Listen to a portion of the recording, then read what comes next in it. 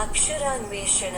అక్షరాన్వేషణ అనబడు ఈ కార్యక్రమమందున ఈ చిత్రము మధ్యనున్న అక్షరముతో మీరు ఆ అక్షరముతో మొదలు కాగల 4 మూడక్షరముల తెలుగు పదములను సృష్టించవచ్చును. అందులకు వలయు ఆధారములు ఆ అక్షరమునకు ఇరువైపులా తెలుగు మరియు ఇంగ్లీష్ భాషలలో ఇవ్వబడియున్నవి. వాటి సాయముతో ఉండవలసిన ఆ అక్షరములేమిటో కనుగొని ఆ అక్షరము చుట్టూ నున్న ఖాళీ వలయములందు నింపండి.